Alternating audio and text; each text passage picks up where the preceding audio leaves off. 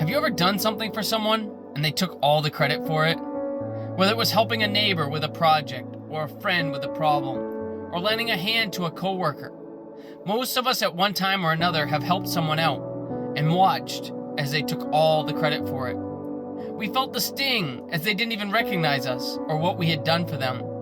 And many times, they wouldn't even hardly talk to us again until they needed another hand. How many times in our lives do we find ourselves with our hands out to heaven, asking for help? And when God helps us, we don't tell anyone, or worse yet, when people ask us how or what happened, we take all the credit. Let me tell you a story about two blind men in the Bible, in Matthew chapter 9, verses 27 through 31. And when Jesus departed thence, two blind men followed him, crying and saying, Thou Son of David, have mercy on us. And when he was come into the house, the blind men came to him. And Jesus saith unto them, Believe ye that I am able to do this? They said unto him, Yea, Lord.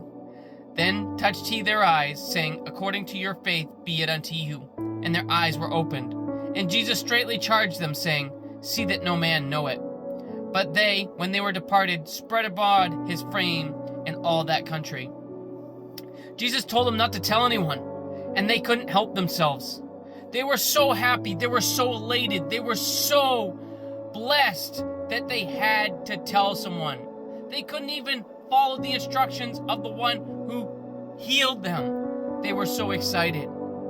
They had to tell everyone they knew that Jesus had done for them. They weren't going to be quiet about it.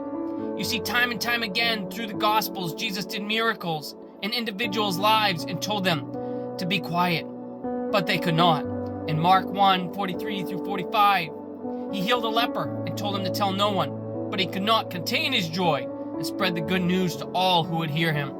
In Mark 7:31 through 37, he healed a deaf man who could not stop sharing the good news. The more people told him to be quiet, the more he shared it. You see, why then it is so many of us struggle to share the miracles God has done in our lives? It's time we lay our pride on the altar and give God the glory for all he has done.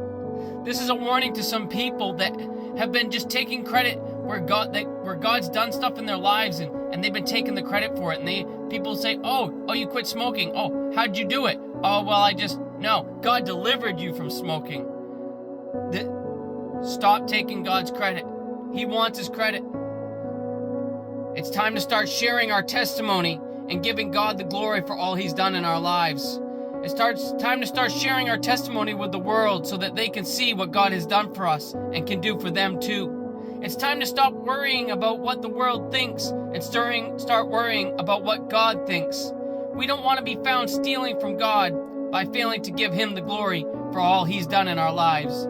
It's time to start acting like the men who are blind and deaf and start telling everyone we see the good news of what God has done in our lives. Remember, Jesus loves you, and we do too. God bless.